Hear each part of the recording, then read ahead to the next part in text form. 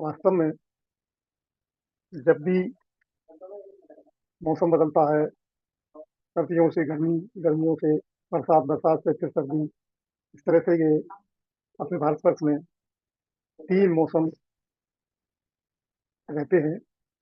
और इन मौसम के हिसाब से या ऋतुचर्या एक अपना विषय भी है।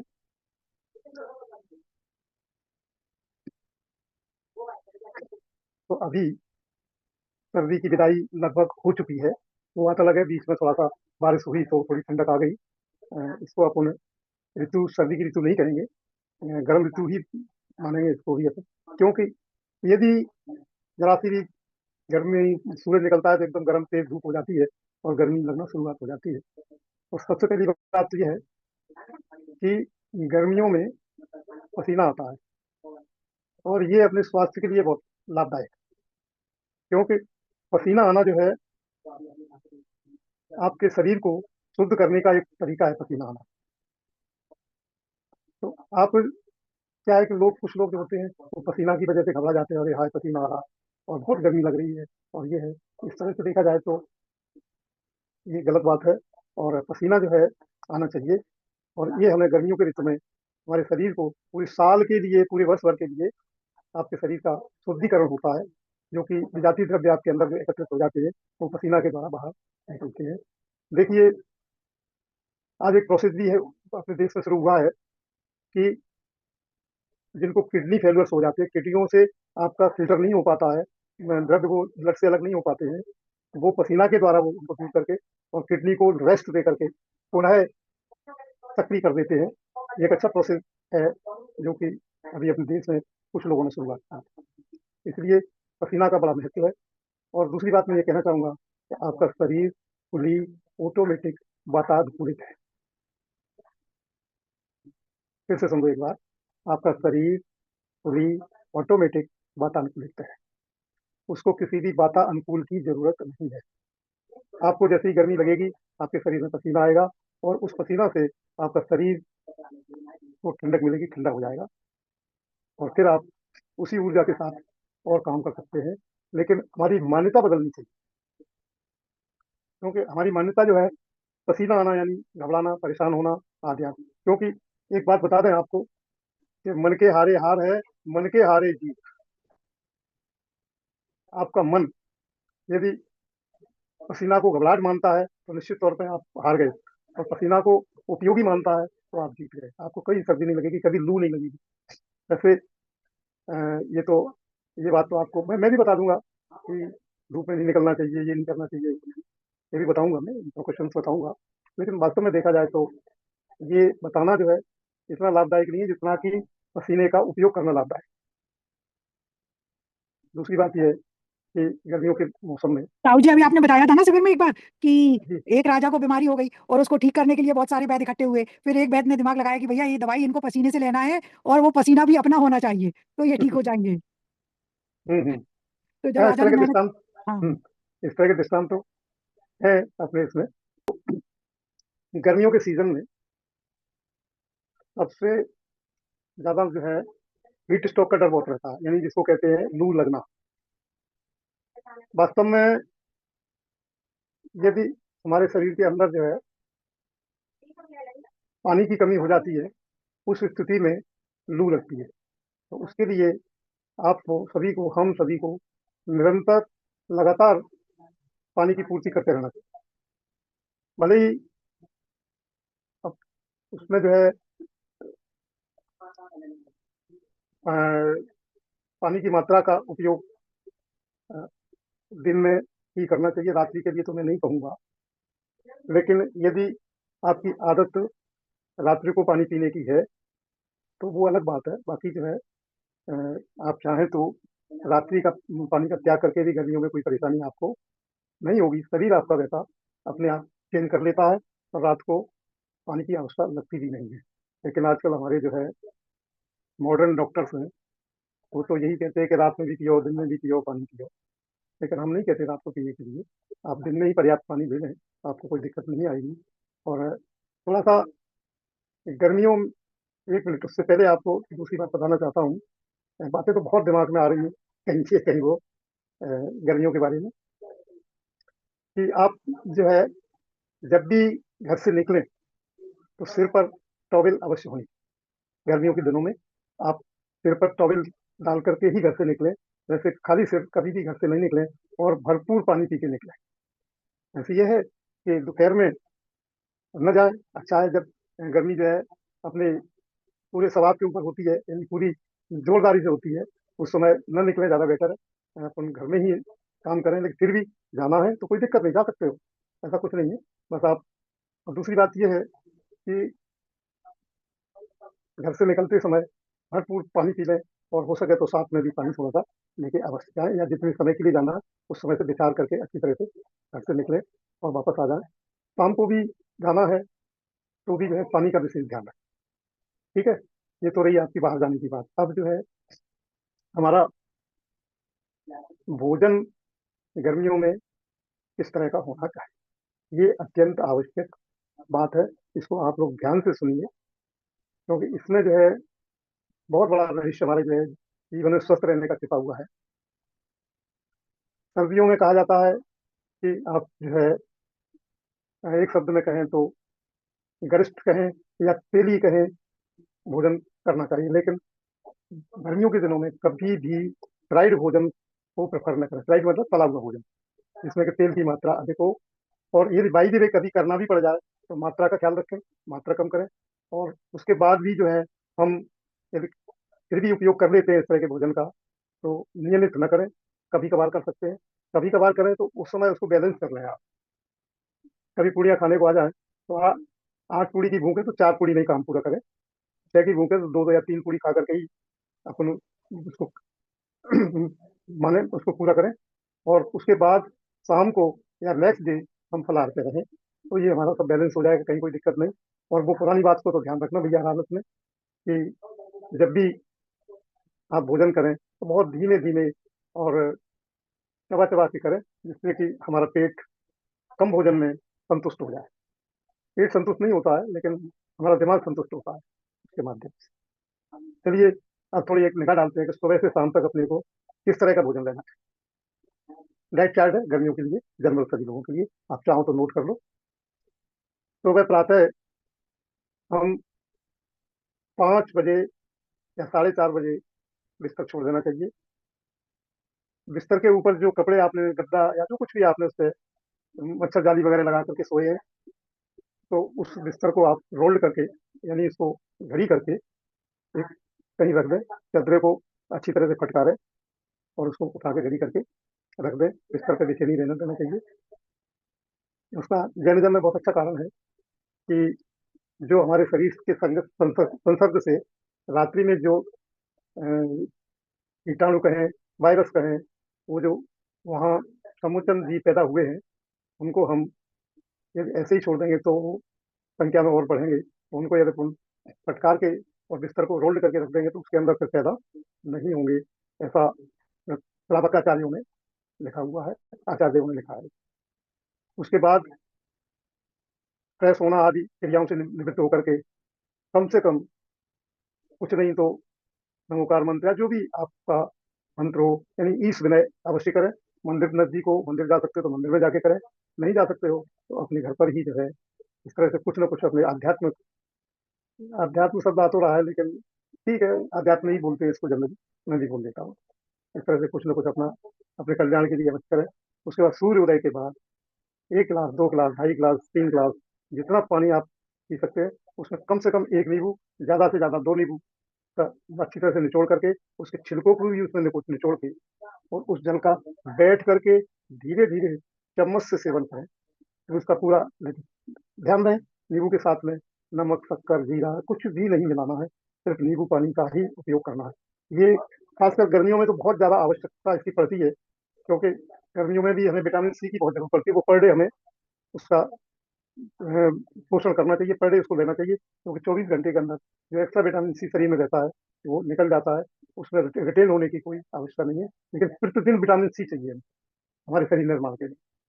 तो इसलिए जो है हमें नींबू पानी इसके लिए सर्वोत्तम तरीका है।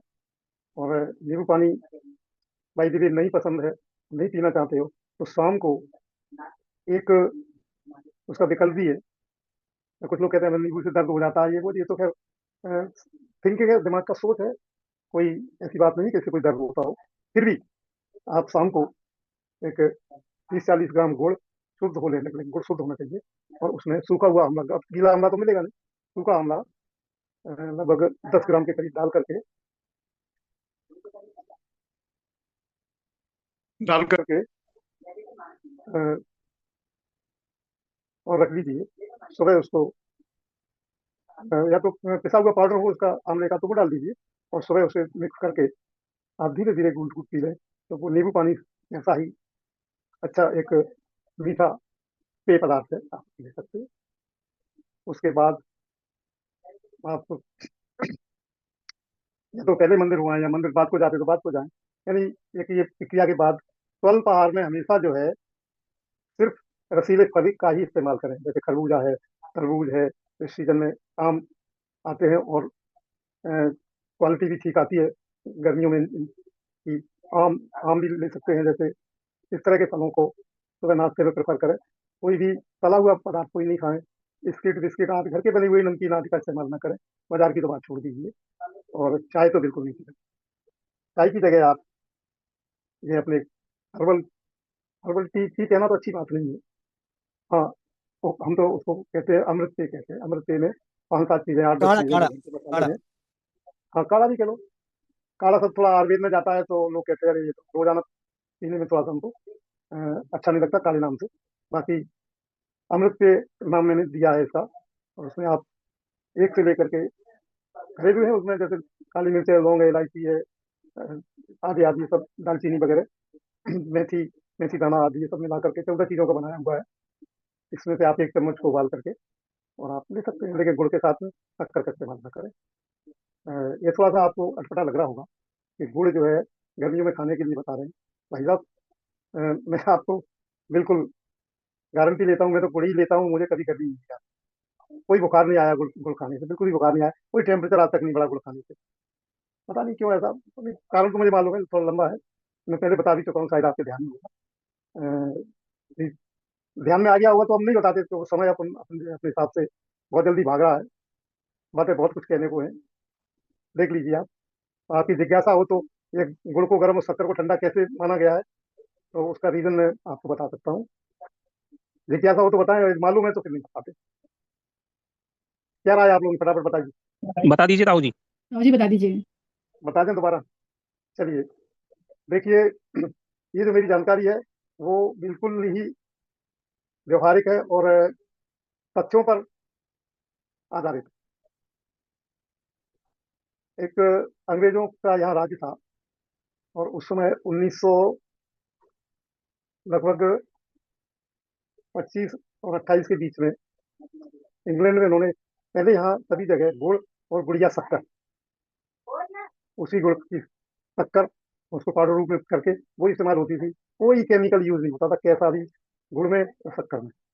सिर्फ जो है एक जंगली भिंडी आती है जो कि जंगलों में पैदा होती है, और खासकर वो गुड़ बनाने के एरिया में लोग पैदा करती है, तो उसके जो है डंठल वगैरह काट के, नाम में भिंडी लगे, भिंडी नाम की कोई उसमें ऐसी वो नहीं लगता है, फल नहीं लगता कोई भिंडी जैसा, नाम ही दे रखा उसको। तो उससे ये जो है गुड़ की सफाई वो डाल देते हैं उसमें, और उसमें जो है जो कुछ गंदगी होती है वो ऊपर आ जाती है, उसको निकाल लेते हैं गुड़ बनाते समय। तो इन्होंने केमिकल डाल के पहली बार एक मील लगाया उन्होंने लंदन में, इंग्लैंड में लगाया था या अपने यहाँ नहीं लगाया, और उसकी उन्होंने सफेद शक्कर बनाई, वाइट बिल्कुल जैसी आजकल आ रही है। बड़े प्रसन्न हुए, लेकिन उन्होंने उसको नकार दिया, पब्लिक ने उसको पसंद नहीं किया, और वो लंदन में भी नहीं बिक पाई। वहाँ के लोगों ने भी वो गुड़ और जो गुड़िया शक्कर यहाँ से जाती थी उसको ही प्रेफर किया, उसको उनको रास नहीं आई वो। तो धीरे धीरे 8-10 साल हो गए वो प्रयास करते करते, और वो शक्कर जो है फिर उन्होंने अपने हिंदुस्तान में भी बेचने के लिए लाए वहाँ से, लेकिन यहाँ तो लोगों ने कैसे पसंद नहीं की, और उनका वो कारखाना जो है बंद होने के कगार पे ये परेशानी हुई। लेकिन उनके दिमाग की बात जरूर हम कहेंगे, तो उन्होंने जो है एक धीरे धीरे 1935, 36, 37 में इस तरह का प्रचार किया पूरे देश भरे में कि गुड़ गर्म होता है, शक्कर ठंडी। लोगों ने मालूम है कि भारतवर्ष में 4 महीने 3 महीने सर्दी पड़ती है, 8 महीने जो है गर्मी रहती है, तो लोग शक्कर ज्यादा खाएंगे, गुड़ कम। वो बात धीरे धीरे प्रचार में 2-3-4 साल में ये लोग ये उन्होंने ये नहीं कहा कि आप शक्कर खाइए, शक्कर ठंडी होती है, गुड़ गर्म होता है, इस तरह का प्रचार प्रसार उन्होंने अपने माध्यम से धीरे धीरे किया, और वो ये जनमानस के दिमाग में घुस गया। बस जब से ये शक्कर जो है ठंडी और गुड़ गर्म हो गया है, पहले तो गुड़ ही ठंडा था, गुड़ ही गर्म था, और ये इस तरह से ये धीरे धीरे पूरे भारत वर्ष में हुआ, और वो पीढ़ी दर पीढ़ी आगे बढ़ता गया। तो आज भी हम उसी मानसिकता में जी रहे हैं कि गुड़ गर्म होता है, शक्कर ठंडी होती है, गर्मियों में गुड़ नहीं खाना चाहिए, शक्कर खानी चाहिए। और जो लोग, जो परिवार इस प्रचार से अछूते रह गए, उन परिवार के लोग आज भी गर्मियों में गुड़ खाते हैं, या जिन्होंने जो है इसको, इस चाल को समझ लिया है, वो गर्मियों में, सर्दियों में, बरसात में गुड़ का ही सेवन करते हैं, शक्कर का नहीं। शक्कर भी करेंगे तो खांड करेंगे, लेकिन ये मिल की बनी हुई दाने वाली शक्कर तो बिल्कुल कतई नहीं करेंगे। इसमें जो है केमिकल के साथ साथ इसमें चमक पैदा करने के लिए हड्डियों का जला हुआ कोलचार, जैसे कोलचार बोलते हैं, कोयला कह लो या पाउडर कह लो, हड्डी जला करके सब वो उसका इस्तेमाल होता है, उससे इसकी सफाई होती है। और यहाँ तक मैं बता दूं आपको कि वो क्या चीज है, वो जो वहाँ कर्मचारी काम करते हैं, वहाँ मैनेजर काम करते हैं फैक्ट्रियों में, उनको भी नहीं मालूम कि क्या चीज डाली जाए, ये हड्डियों का काय का है, ये भी नहीं मालूम उनको। बस वो तो पैक ड्रम के ड्रम बन के आ जाते हैं वहाँ से, और उसमें से उन्होंने पाउडर, उसमें जो भी क्वांटिटी आपको फिक्स है वो डालनी है उनको, बस बात खत्म, दैट्स ऑल। इसलिए जो है गुड़ के बारे में थोड़ा सा अवेयर हुई आप, और गुड़ का ही इस्तेमाल निरंतर करना था। आप चलिए आगे बढ़ते हैं ब्रेकफास्ट में। ब्रेकफास्ट की बात हो गई, आप वहाँ नारियल है, नारियल पानी है, नारियल का दूध है, और भी दूध वगैरह हैं, उनको आप प्रेफर करिए, बेल का चाहे जूस है, कॉफी। बेल का। बेल। जी, क्या बोले भैया? बेल रस। बेल बेल। है? चलिए, समझ में नहीं आई, आगे बढ़ते हैं। तो ये आप नाश्ते में रखिए अपने में, सूप है, सलाद है, ककड़ी है, खीरा है, आज ये सब, लौकी है, लौकी का जूस है, कुम्हेड़ा होता है, सफेद कद्दू बोलते हैं, उसका जूस ज्यादा लाभकारी होता है, उसका भी आप अच्छी तरह से, उसको भी आप निकाल के जूस भी ले सकते हैं, वैसे भी ले सकते हैं। लेकिन वो शक्कर के साथ पेठा बन जाता है तो वो जहर हो जाता है, उसको नहीं लेना, क्योंकि जहर, आप एक कुंटल दूध में एक चुटकी भर साइनाइड डाल दो, यानी जहर डाल दो, तो पूरे तो दूध बेकार हो गया। तो ऐसे कुम्हेड़े का भी है, उसको शक्कर डाल दी, उन्होंने बेकार कर दिया, वो प्रेफर नहीं करना चाहिए कभी भी। और गुड़ में कोई बनाता नहीं है, और लाल रंग का पेठा आता भी है तो उसमें रंग डाल देते हैं भले आदमी वो लोग, शक्कर में बना देंगे, रंग डाल के रख देंगे, तो वो सब ऐसे ही रहता है। प्योर गुड़ का कोई बनाता नहीं है, और घर में बनाते हैं, कुछ लोग बना सकते हैं, लेकिन नहीं बनाते, जो भी है। चलिए, अब जो है इसके बाद आता है भोजन। भोजन का गर्मियों में समय 10 से लेकर के और 11:30 के बीच होता है। 9:30 भी शुरू कर सकते हो, कोई दिक्कत नहीं, नहीं तो 10 से और 11:30 के बीच में आपका भोजन हो जाना चाहिए, क्योंकि उस समय जठराग्नि सबसे ज्यादा तीव्र होती है, तो भोजन आसानी से समय से पच जाता है। और ये तो पहले ही कह चुका हूँ कि उसमें तला हुआ भोजन नहीं होना चाहिए। इसे सिंपल भोजन मतलब करें, उस भोजन की थाली में आपकी में जो है सब्जियां भी हों तो थोड़ी पतली हो, एकदम टाइट सब्जियां भी नहीं हो, और रोटी की मात्रा एक दो ही रखें, बाकी सलाद, सब्जी, आज इन सब पर ज़्यादा करें। कोशिश ये करें कि फलों को तो रखें सुबह नाश्ते के टाइम में, और रोटी के साथ में जब आप रोटी खाएं उस समय आप फल न लेकर के आप सलाद, टमाटर, खीरा, ककड़ी, आप इनका इस्तेमाल करें। इसी तरह के फलों का जो है इस्तेमाल भोजन के साथ में, फिर फल खाने हैं तो फिर दोपहर में वो भी आवश्यक है, फलों का जूस लें, फल लें, वो लगभग, जैसे आपने एक जो है 10:30 11 बजे भोजन कर लिया है, तो 1 से 2 के बीच में आप रख सकते हैं ये, तो आप रसीले फल भी ले सकते हैं, उनका जूस भी ले सकते हैं, जैसा आप खुद पसंद करें। ठीक, 40 साल से उम्र के ऊपर के लोग, जो कि ज्यादातर यहाँ 40 साल के ही होंगे मेरे ख्याल से, उनको जो है शाम को किसी भी प्रकार का, खासकर सर्दियों में तो अन्न का प्रयोग नहीं करना चाहिए। शाम को फिर फलों या सब्जियों का इस्तेमाल करें, और ज्यादातर मौसम के फल तो रसीले आते ही आते हैं, हमारी सब्जियां भी हों तो उनमें भी पानी की मात्रा अधिक हो।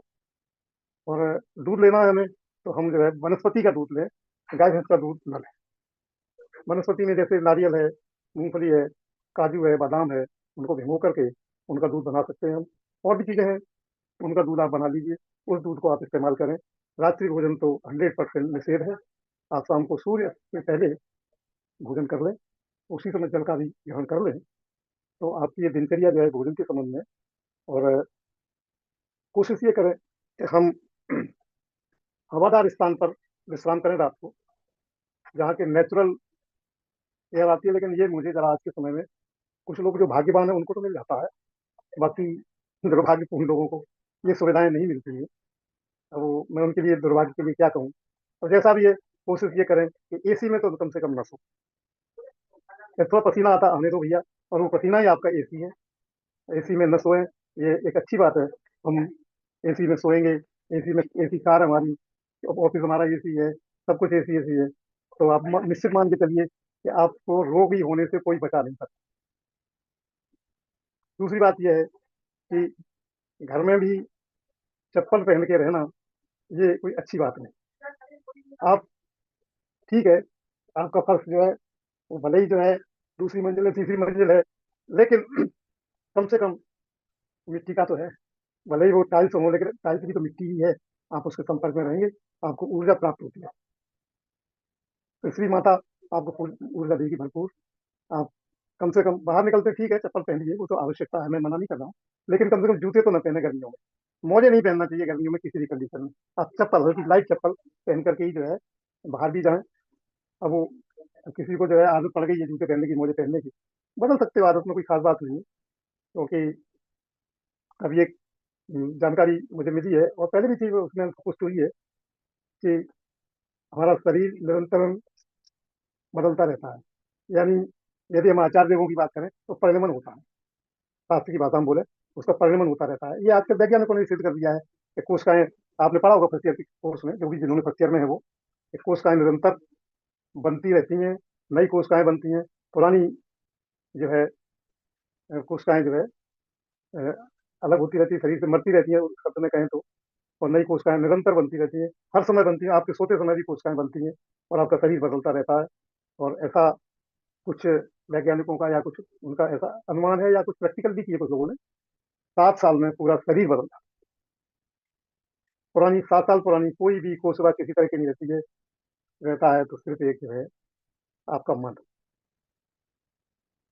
तो मेरा यहाँ जो ये है कि आप इस तरह से आपका भोजन दिनचर्या होनी चाहिए। और गर्मियों में भी आपका नियम वही रहना चाहिए कि भोजन के 1 घंटे बाद ही पानी पिए, भोजन के तुरंत बाद पानी न पिए।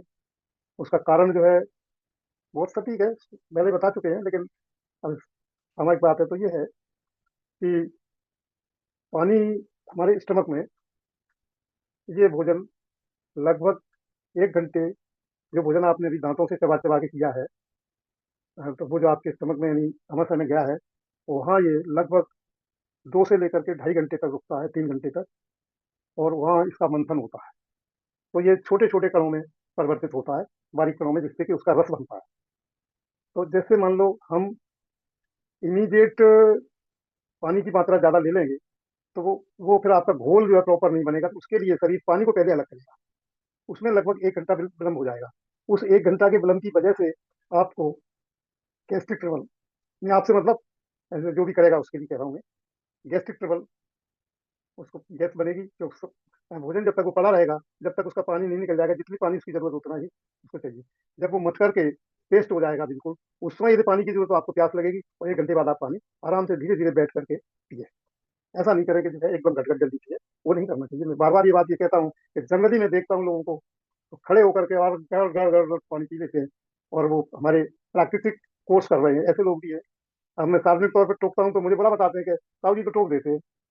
तो मैंने थोड़ा सा कंट्रोल किया अपने ऊपर, मैं टोकूंगा नहीं। और फिर भी अपने आप को नहीं रोक पाता हूँ, टोक भी देता हूँ, कोशिश करता हूँ ज्यादा नहीं बताऊँ, नहीं टोकूं। लेकिन कहीं मौका लगे तो जरूर समझाने का प्रयास करें। शालीनता पूर्वक पानी को आप बैठिए, बैठ करके धीरे धीरे चबा चबा के पीजिए। एक कहावत है, पानी खाएं रोटी पिए, पानी खाएं और रोटी पिए। मतलब ये है कि पानी को तो आप धीरे धीरे चबा चबा के खाएं, और रोटी को इतना डाइल्यूट कर लें मुंह में तो पानी जैसी हो जाए, तो उसको कहते हैं रोटी को पीना। इस तरह का भोजन जो करेंगे वो अल्पाहारी होंगे, अधिक आहार वाले नहीं होंगे। और अल्पाहारी हमेशा सुखी रहते हैं। यानी अपने यहाँ से मतलब जैन धर्म से अपना मतलब है, वहाँ जो है ऊन उदर का बताया गया है। ऊन उदर जो है एक व्रत बताया है गुरुवर का। यानी कहने का मतलब यह है कि उसको हमें होता भी है, ऐसी बात नहीं कि नहीं हो, लेकिन उसको हमें पुण्य पाप से बांध दिया गया है। और है वास्तव में वैसे पुण्य तो एक एक हिसाब से दिखाया जाए तो शरीर को स्वस्थ रखने का और अभक्ष्य भोजन से बचने का उपाय ही जो है पुण्य है। ये भी पुण्य है, क्योंकि हमने अहिंसा धर्म का पालन किया है और अहिंसा को किया है, तो अहिंसा करने वालों को जो है उनकी जो है शुभ प्रतिक्रियाएं, शुभ बंध ही होता है, अशुभ बंध उनको नहीं होता। बंध तो होगा लेकिन शुभ बंध होगा जो उदय में आएगा, तो अच्छे परिणाम, जैन धर्म की प्राप्ति आदि आदि चीजें आपको भविष्य में मिलेंगी। अब देखिए और शाम को मैंने बता दिया है कि लोग जो है फलाहार सब्जी वगैरह लें। ये हमारा पूरा जो है दिनचर्या है। दूसरी बात यह है कि हम बाई द वे एसी चलाना हमारी मजबूरी हो, तब भी एक खिड़की तो खोल के रखना बाहर की हवा के लिए। और कोशिश ये करें कि हम 24 से ऊपर ही टेम्परेचर रखें, नीचे ना एसी का भी किसी भी कंडीशन में 16, 18, 20 नहीं रखें। कुछ लोग क्या है 18, 20 टेम्परेचर करके और फिर रजाई ओढ़ के मुंह बंद करके सो जाते हैं। ये उनके स्वास्थ्य के लिए बहुत ही हानिकारक है। एक खिड़की को जरा खोल के जरूर रखें, कोई के बाद जो भी जैसी व्यवस्था घर में हो। लेकिन ये तो मजबूर लोगों की बात कर रहा हूँ मैं, आम लोगों की बात नहीं है। आम लोगों के लिए तो मेरी राय, मेरा निवेदन मात्र इतना है कि खुले में अपनी चारपाई लगा के और मच्छर जाली लगा करके सोए, ज़्यादा बेटर है, संभव हो सके तो।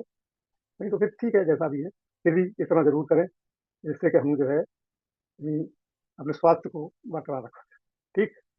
दाऊ जी, मैं पूछना चाहती थी, जो थायराइड के पेशेंट्स हैं जो सुबह मेडिसिन खाते होंगे अपनी, तो आपने सुबह बताया कि सुबह नींबू पानी लेना है, तो मेडिसिन लेने में और ये नींबू पानी लेने में कितना टाइम का डिफरेंस होना चाहिए? ये इन्फिनिटी टाइम कर दीजिए आप इसका। हाँ जी। इन्फिनिटी। नहीं आ रही समझ में? दवाई नहीं, खाना बंद कर। दवाई खाना बंद कर दें? बिल्कुल 100%। मैं 1 मिनट में आपको बता देता हूँ, आप सभी लोग ध्यान से सुन लें जिनको भी थायराइड है। और वो अ, यानी 15-20 दिन बाद इसको इस्तेमाल करने के बाद 15-20 दिन बाद जो है दवाइयाँ बंद कर दें। और 3 महीने के बाद तो जरूरत ही नहीं पड़ेगी दवाई लेने की, गारंटी देता हूँ। प्लीज बता दीजिए दाऊ जी। एक लोगों पे इसका हुआ है और सभी सक्सेस है, 100% रिजल्ट आते हैं इसके। जी दाऊ जी, बता दीजिए। एक तो मोटे मोटे तौर पर बता रहा हूँ आपको, भोजन में 80-20 का रेशियो रख ले। 20% से ज्यादा अन्न नहीं ले, 80% सब्जियां फल ले, नंबर एक। दूसरी बात यह है कि शाम को धनिया 2 चम्मच, 2.5 चम्मच साबुत धनिया 1 गिलास पानी में भिगो दे, सवेरे उसको मसल के और छान करके पी लें। यानी जिस समय ऊषा पानी तो होता है या नाश्ते के साथ में ले सकते हैं। और सुबह भिगोएं तो शाम को धनिया का पानी पी लें। दोनों टाइम धनिया का पानी इस्तेमाल करें। और भोजन में यदि 40 से ऊपर है तो सुबह जो है 2 रोटी खाएं और शाम को सिर्फ फल सब्जियां लें। और ये 8-10 दिन करें, उसके बाद गोलियां खाना बंद कर दें बिल्कुल। और इसी पैटर्न पे चलते रहें 2-3 महीने तक, तो सारी ये नॉर्मल हो जाएगा बिल्कुल। थायराइड की कोई प्रॉब्लम नहीं। तीसरी बात ये है, उनको ये कहना किसी भी कंडीशन में वो जो है आयोडाइड नमक का इस्तेमाल ना करें। ये थायराइड की प्रॉब्लम जनरली जो है आयोडाइड नमक इस्तेमाल करते हैं उनको ज्यादातर होती है। ज्यादातर मैं सब मतलब आप समझिए। तो क्या है कि जिनको आयोडीन की मात्रा शरीर में बढ़ जाती है उनको थायराइड की प्रॉब्लम हो जाती है। इसलिए जो है आयोडीन को इस्तेमाल बंद कर दें। यानी आयोडाइड नमक और भी कोई चीज आयोडाइड आती हो तो जी। इतना कर दें, उनको थायराइड की प्रॉब्लम कभी नहीं रहेगी। और कई एक लोगों की ठीक हो चुकी है जिन्होंने इसको किया है।